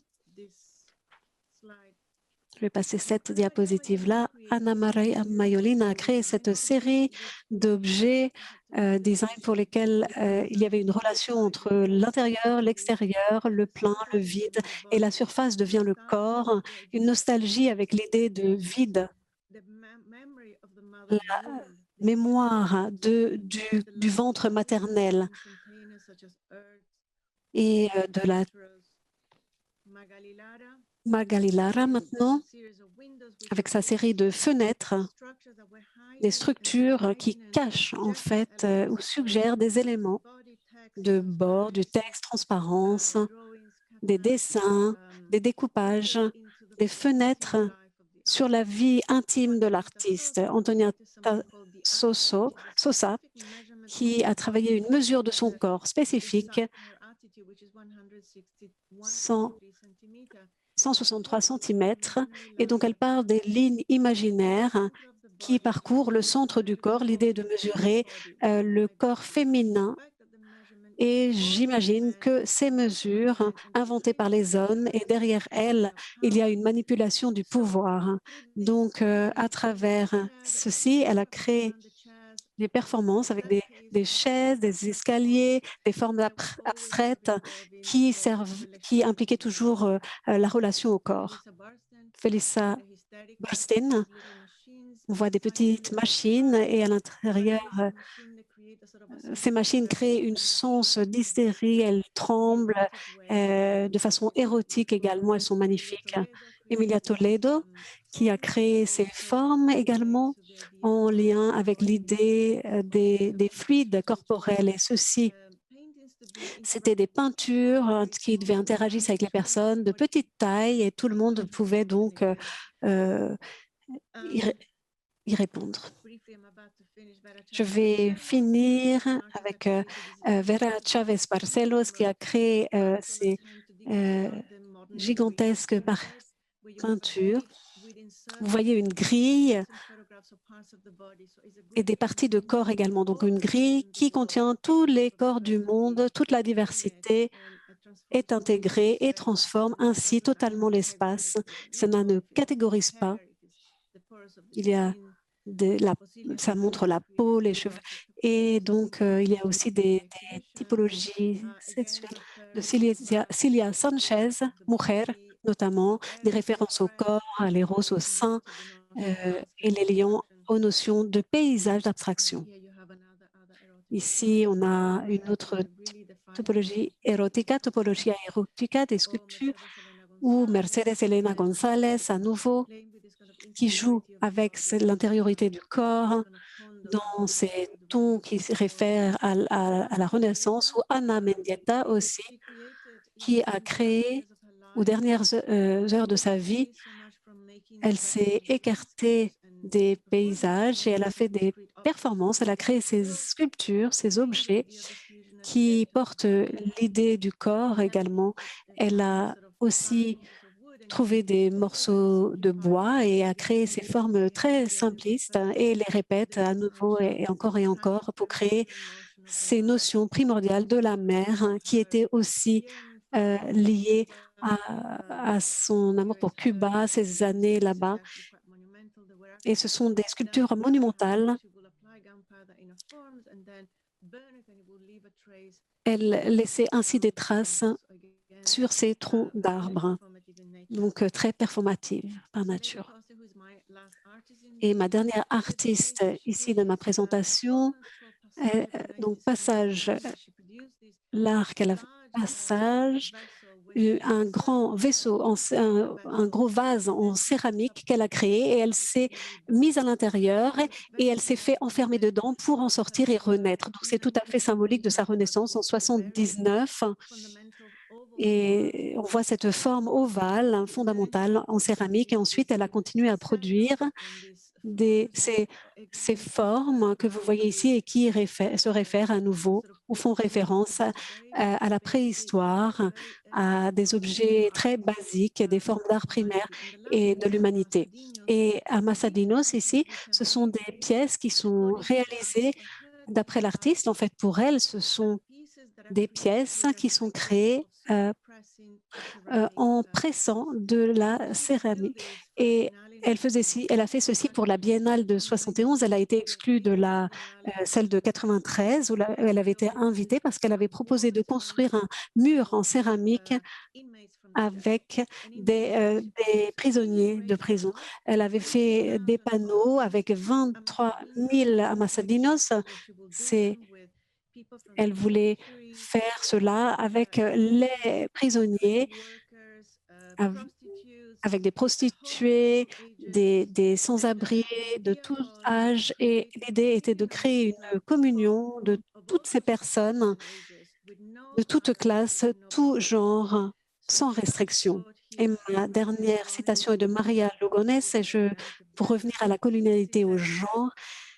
Elle dit « La colonialité du genre est centralement attachée à la destruction ou la tentative de destruction des communautés et d'après ma compréhension du féminisme colonial, la communauté est centrale avec cette intention, on constitue l'humain. » Donc, pour moi, c'est un exemple de féminisme décolonial. Toutes ces pièces, cependant, font lien avec l'interactivité et des notions de classe, de genre. Et beaucoup des travaux montrent l'intercommunauté, l'interactivité, les échanges, l'empathie, et des liens avec d'autres cultures qui ne sont pas vues comme autres, mais intégrées, des réalités intégrées dans l'ADN entre l'ancestral et le moderne, entre le corps et l'abstraction, qui symbolise Pachihi. Merci beaucoup et désolée d'avoir été un peu plus longue que prévu. Thank you so much for this very dense and articulated contribution. Merci beaucoup, Cécilia, pour cette présentation très dense, mais tellement riche que je ne peux pas forcément rentrer dans les détails pour l'instant.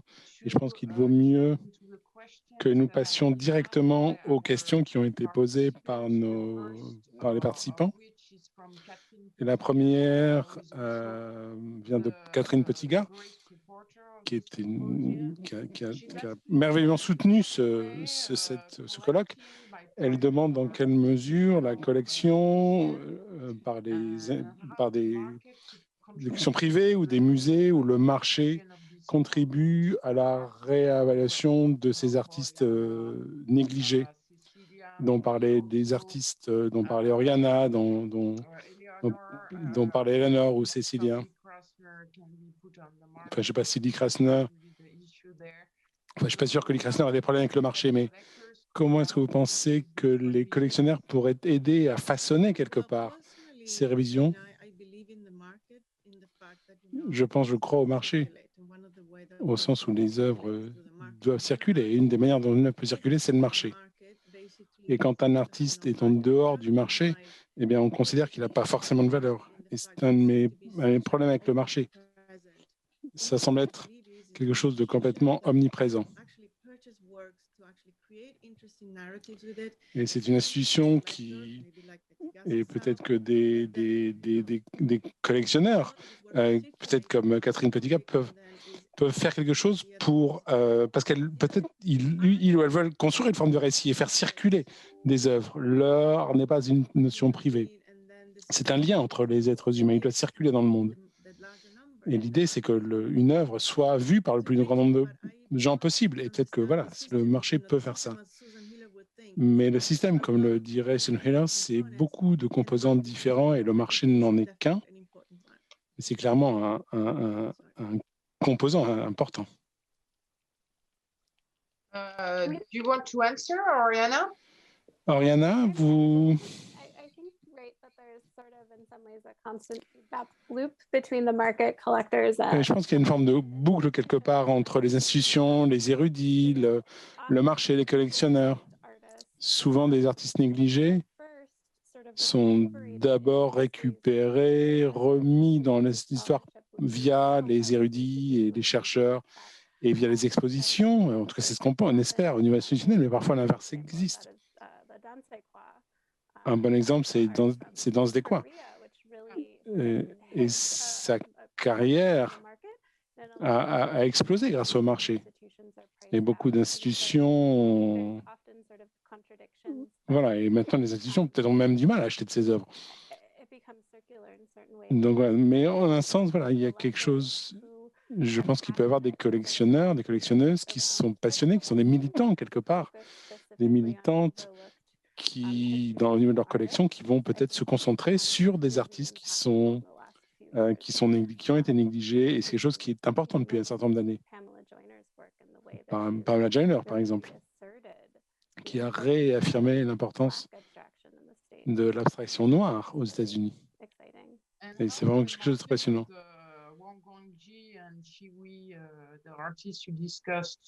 Et le marché des artistes dont vous parlez, j'ai jamais vu de présence dans des collections en dehors de Chine.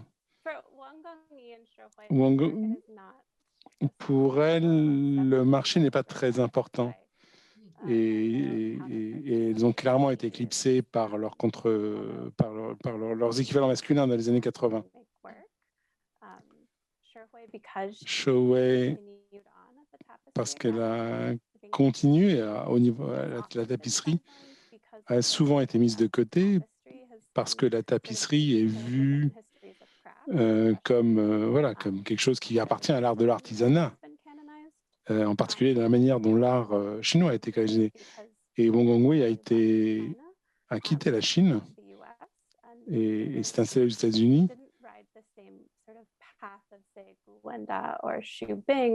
Mais elle n'a pas suivi mais elle n'a pas forcément suivi le chemin d'autres artistes chinois qui sont allés à New York et qui ont réussi, pour le coup, à être très, très vus.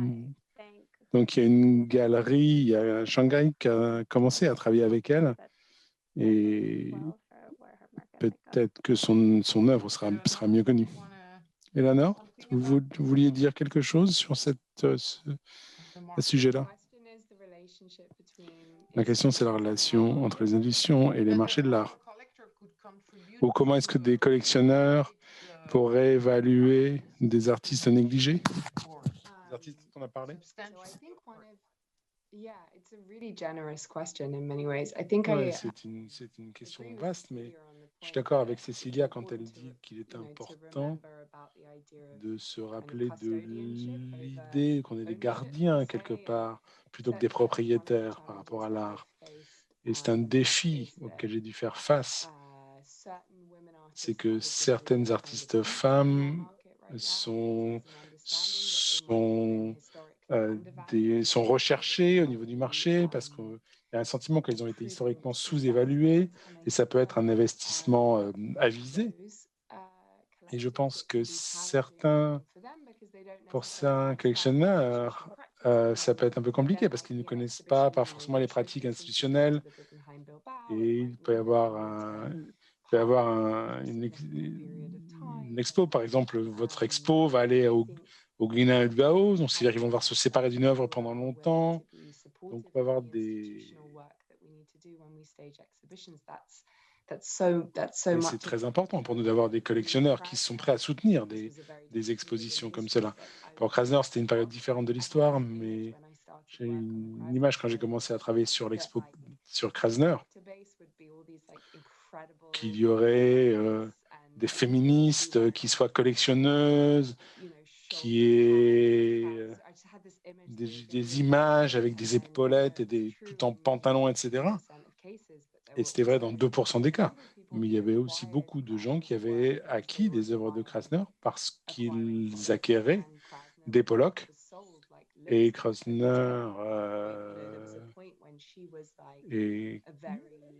à un moment, Krasner était une artiste qu'on pouvait acheter très facilement. Si on investissait chez Pollock, ça ne coûtait rien d'acheter du Krasner. Ou bien vous n'avez pas les moyens d'acheter du Pollock ou du Koenig, etc., vous allez vous rabattre sur un Krasner parce que c'était une sorte de trophée moins prestigieux pour avoir dans sa collection. Et donc, c'est plus le cas aujourd'hui, mais à l'époque, c'était vraiment ça. Et donc, essayer de convaincre ces gens de prêter leurs œuvres, de montrer à quel point ça peut être intéressant d'avoir des œuvres pour une exposition, c'est vraiment très difficile. Merci pour ces réponses. Il y a une question sur des mots comme maître, masterwork, un chef-d'œuvre, la maîtrise, un grand maître, etc. Et donc, la question se demande s'il y a un moyen d'éviter ce langage un peu sexiste. Oui, on en a parlé, Christine, effectivement, je me rappelle. En un sens, ça peut être c'est un peu pédant.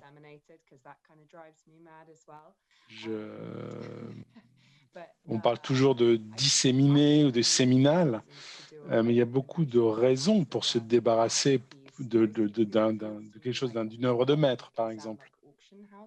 D'abord, parce que ça, c'est un peu du langage de commissaire-priseur, mais j'ai aussi vu avec l'exposition abstrait américain, parce que les gens ont tendance à dire qui sont tes 5 c'est qui les 5 meilleurs expressions abstraits, comme si on parlait de baseball ou une sorte de compétition, etc. Et c'est intéressant de voir dans les citations des critiques des années 50 ou 60. C'est dans quelle division est-ce qu'elle appartient, etc. Personne n'essayait d'évaluer quelque part son œuvre à l'époque, mais indépendante. C'est une sorte de classement. Voilà, et avec cette idée que ce n'est pas un maître, ce n'est pas un maître de la peinture de sa génération. C'est quelque chose qui ne sert vraiment pas à grand-chose. Cécilia, vous vouliez ajouter quelque chose sur ce plan-là? Je suis à 100% contre l'idée du maître ou du masterpiece, du chef-d'œuvre. C'est quelque chose de vraiment très... en Amérique du Sud, il y avait le maître et l'esclave. Donc, l'exclusion de tant de femmes brillantes et tant de gens et d'Afro-Américains, d'artistes chicana, d'artistes d'Afro-américaines, d'artistes chinoises, etc. C'est l'idée du canonique et du maître.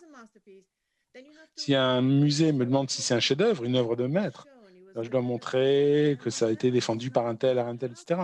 Mais si vous n'avez pas ce CV quelque part pour une œuvre, ça ne peut pas marcher. Mais la seule manière d'évaluer une œuvre, c'est de la regarder et de dire, voilà, c'est une œuvre merveilleuse. Pourquoi est-ce qu'elle est riche? Pourquoi est-ce qu'elle est importante? Et elle a été négligée. Il faut comprendre que la notion du maître, la notion du canonique, la notion de l'exceptionnel, etc. Et c'est quelque chose, voilà, c'est quelque chose qu'il faut remettre en cause via la décolonialité du genre. Quand je parle d'artistes comme celle dont j'ai parlé aujourd'hui, ce n'est pas parce que je veux les intégrer à l'histoire canonique. Je veux des histoires alternatives, je veux un modernisme alternatif, je veux des parallèles. Prioni, hier, parlait de différents points d'entrée, de différentes temporalités. Il nous faut plus de complexité, plutôt que d'avoir voilà, ce simplisme, quelque chose de canonique, quelque chose qui est un chef-d'œuvre par un maître. On est à un moment de l'histoire où on doit introduire tant de choses. Comme dans l'exposition du Centre Pompidou, il faut s'éloigner des normes ce sont des prisons pour la connaissance. Je suis complètement d'accord.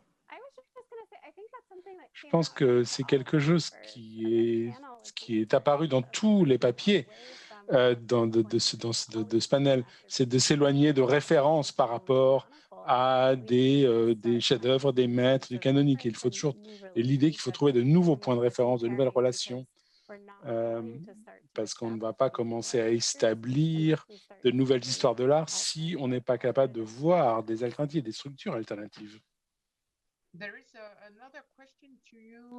Et une autre question pour vous, Cécilia, de Jessica Gordon-Barron. Elle dit, plusieurs des artistes dont vous avez parlé sont diasporiques. Comment les situez-vous par rapport à l'espace et au lieu? Quelles sont les limites de l'Amérique latine et dans quelle mesure est-ce une identité poreuse même dans la logique de l'appropriation pré-hispanique? D'abord, pour moi, il y a là aussi, voilà, c'est aussi quelque part un carcan, mais en Amérique latine, il faut avoir, je pense, ce concept. Sinon elle n'existerait pas quand on parle de collectionneurs. Si on parle, voilà, on va parler d'art universel, mais si personne ne connaît l'Amérique latine-américaine, voilà, c'est un laboratoire. C'est la notion de la femme. Qu'est-ce qu'une femme? Et pour moi, cette histoire d'une histoire coloniale partagée, une sensibilité partagée, un patrimoine ou des patrimoines. Et donc, il y a une histoire coloniale, il y a un lieu, il y a la peur aussi du monde de l'art. C'est difficile de trouver des œuvres en Amérique latine parce que c'est un continent qui est à l'envers quelque part, parce qu'il y a eu des interventions coloniales, parce qu'elle a sa propre histoire, mais c'est aussi un passé culturel très très riche. Et donc je sais que j'ai dit par rapport à Margarita Soria, qui est une artiste blanche, qui est allée à Paris, qui est revenue et qui a compris que ce qu'elle voulait, c'est s'intéresser à l'Amérique latine véritablement. Mais est-ce que c'est une appropriation comme Picasso qui s'est approprié les masques nègres? Je ne sais, non, parce qu'elle est du Guatemala au départ et après elle s'est intéressée aux populations autochtones. et au Guatemala. Il y a des textiles partout et c'est quelque chose qui est vraiment partout. La plus grande partie de la population est autochtone. Donc finalement, oui, non, elle n'est pas autochtone, mais elle a une... voilà, là aussi, on n'est pas dans le noir et le blanc, il y a du gris et il y a une complexité qui émerge de cela. Et cette idée du métissage est compliquée parce qu'être métis, c'est des identités multiples. Et Margarita qui regarde ces textiles, c'est très différent de Picasso qui va au Trocadéro et qui voit « Oh, ça va renouveler mon langage ». C'est pas ça. C'est créer un langage au sein de soi-même, au sein de sa propre culture et de s'éloigner de l'extérieur. Donc il y a beaucoup voilà, c'est pas clair en fait. C'est pour ça que je parle pas de choses absolues, je veux pas défendre quelque chose de cette manière-là, mais je pense qu'on partage à la fois un passé colonial et une culture très riche.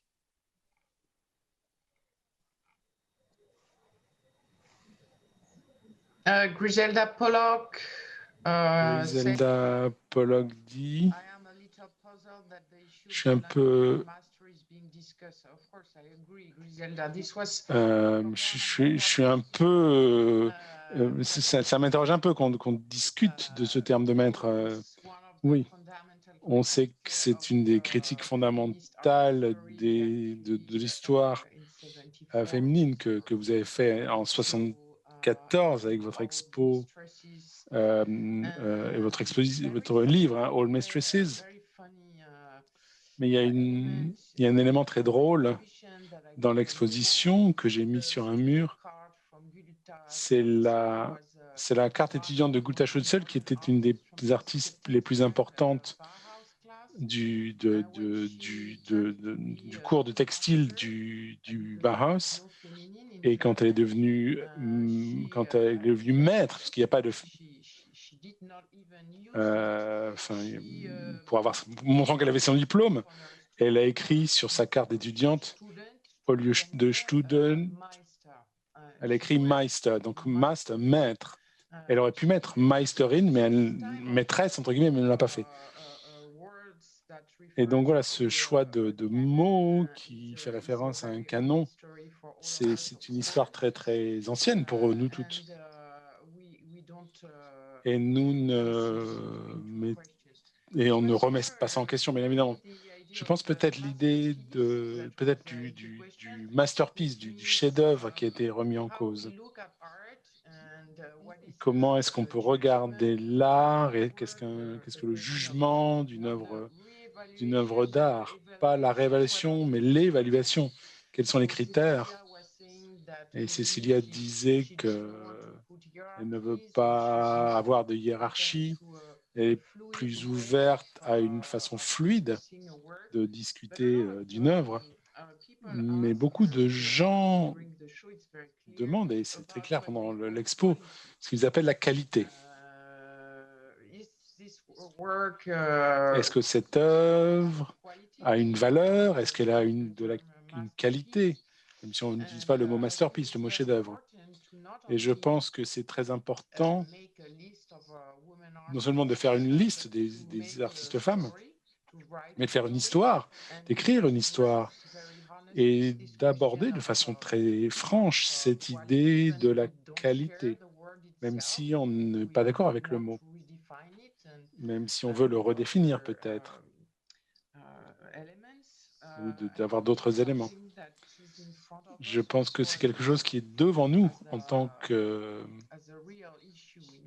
qu'un enjeu réel par rapport aux achats, quand on achète une œuvre pour une collection. Cécilia, Oriana, Eleanor, vous avez une idée?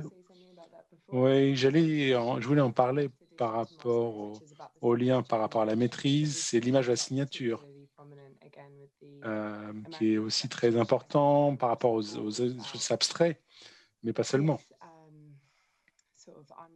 Ce désir qu'un artiste ait une imagerie facilement reconnaissable. Et beaucoup d'artistes que je reconnais, que j'admire, comme Krasner, sont des gens qui ne sont pas intéressés là-dedans et qui veulent une relation plus organique à leur propre pratique, quelque chose de plus cyclique, dans laquelle une artiste puisse avoir différents corpus qui ne sont pas forcément des variations sur un thème, c'est simplement des choses qui sont radicalement différentes. Et ça pose un certain nombre de défis en termes de reconnaissance. Parce que le concept de l'autonomie est sous-tendu par des constructions très, très patriarcales. Et donc, être capable de reconnaître un artiste au premier coup d'œil, c'est quelque chose d'important quelque part pour le marché. Mais bien sûr, c'est une chose très évidente. Et pourtant, ça reste très pertinent. C'est pour ça qu'aujourd'hui, c'est beaucoup plus facile de reconnaître Hélène Frankenthaler ou Joan Mitchell, parce que chacune avait un langage visuel très clair à elle, alors que d'autres femmes, comme Stern par exemple, qui sont très inventives et très importantes, et ben c'est plus compliqué de les reconnaître au premier coup d'œil. Même pour Ilma Haaf Klimt, je pensais récemment qu'on parlait du moment clé où elle rentre dans l'abstraction et où on compare ça avec Kandinsky qui fait son premier tableau abstrait. Oui, ça s'est passé en 1909. Et imaginons que si ça s'était passé 6 mois plus tard ou 6 mois plus tôt, est-ce que ça nie ce qu'elle a pu faire? Je ne sais pas. Je pense que ça revient à ce côté classement sportif. Il faut un autre langage pour articuler nos intérêts. Et c'est compliqué. Quand chacun d'entre nous, Christine, on vous demande de vendre 6 ou 7 000 billets par jour. Donc, on est dans une entreprise capitaliste, il faut générer de l'intérêt, avoir des visiteurs, et on n'est pas en dehors de ce sport-là, de ce jeu-là. Oui, par rapport à Abraham Klein, ça montre le type de question qui va avec l'idée du maître, du canon, du chef-d'œuvre, du masterpiece, parce que on s'en fiche de qui a fait quoi avant. Ce qui est important, c'est que l'abstraction d'Ilma Haaf Klimt n'a rien à voir avec celle de Kandinsky. La question, ce n'est pas une question de chronologie ou de hiérarchie en termes de temporalité, et de comprendre la spécificité d'Ilma Haaf Klimt et de son impression qui est complètement symboliste et transcendantale et qui n'est pas forcément détaché de l'idée de représenter quelque chose. Mais quand on voit la manière dont elle est présentée, le film qui est sorti sur elle, etc., il y a toujours l'argument sur voilà, cette pionnière fondamentale de l'art abstrait. Oui, on ne devrait pas réécrire le pendant du mythe masculin par rapport à ces artistes, mais peut-être d'être plus précise sur leur contribution et la manière dont elles étaient des actrices et de cette histoire, et qu'elles avaient une originalité. Elles avaient vraiment leur propre originalité. Parler de qualité, où on parle de qualité, oui, c'est un critère et le grand stéréotype qui a jamais existé dans l'art. Prenez par exemple un artiste masculin.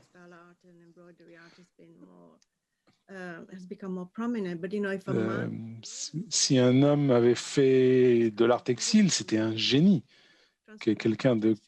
un geste transcendantal. Mais si c'est une femme qui fait de l'art textile, eh ben, c'est pas dégénération, c'est une référence à la domesticité, etc.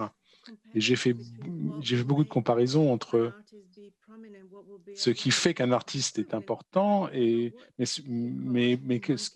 si une femme fait la même chose, eh bien, c'est différent parce que ça peut être relié à son corps ou je ne sais quoi. Donc, la qualité, quand on parle de quelqu'un qui fait référence à quelque chose qui ne fait pas partie du vocabulaire que l'on comprend.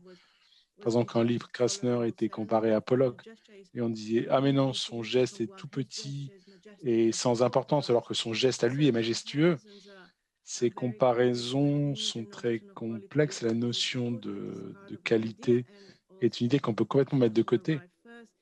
Et puis la concurrence de qui est arrivé le premier. Il y a vraiment c'est vraiment très dangereux. Et par rapport à et qu'est-ce quand on voit l'exposition sur la naissance de l'abstraction sur les 4 premières années, c'est absurde. Il y a c'est de dire que ce sont des métropoles, l'idée des contextes urbains qui ont créé l'abstraction. Et ça oublie le côté cosmopolite, le côté universel. Donc, je suis à un stade de ma vie où pour voir et reconnaître des choses pour ce qu'elles sont, pour leurs valeurs, je pense qu'il faut mettre de côté tellement de ce que l'histoire de l'art nous a donné comme héritage, parce que sinon c'est impossible de voir, comme le dit Oriana, les codes visuels de l'abstraction est si différent et si puissant et si complexe par rapport au reste, mais on ne peut pas le voir si on a ces critères de l'histoire de l'art en tête. Oriana, vous vouliez ajouter quelque chose? C'est une question aussi dans le domaine culturel chinois? Oui et non.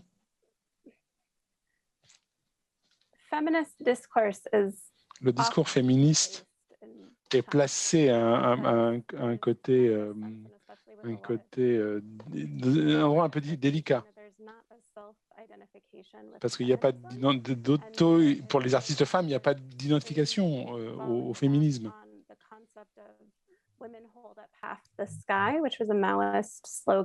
Et donc, il y a cette idée du slogan, il y a le slogan maoïste qui disait que les femmes supportaient la moitié du ciel. Donc, il y avait une égalité, mais ça n'a pas forcément, une volonté d'égalité, mais ça n'est pas forcément traduit dans la société. Mais il y a quelque chose. To wrestle with questions around gender and especially exclusion. I mean, for basically at the art academies in the 1980s, when they first opened, you would have about 6 to 7 to 8 students who would enter into each sort of discipline or department. And you would be lucky if you had one woman amongst that group. And so you really see that there in many ways just weren't that many women, and then basically none had been written into the history at all. And so there's a lot of work that needs to be done. And also, I think as we start to throw away the histories that tell us these women aren't important, you start to see other narratives that are emerging. Thank you very much. I don't know if there are any other questions. I don't see so much more. Marie, you can tell me if there is something I forgot in the list of questions. Non, je pense qu'on peut s'arrêter. J'étais très honorée, very honored to welcome you today and to have Griselda, Pollock, and Brian Fair listening to us.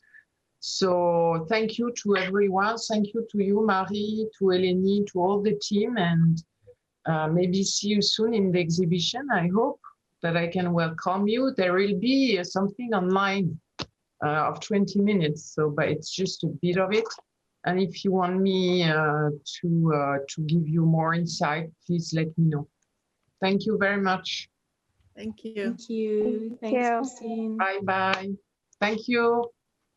À demain. Pour la suite.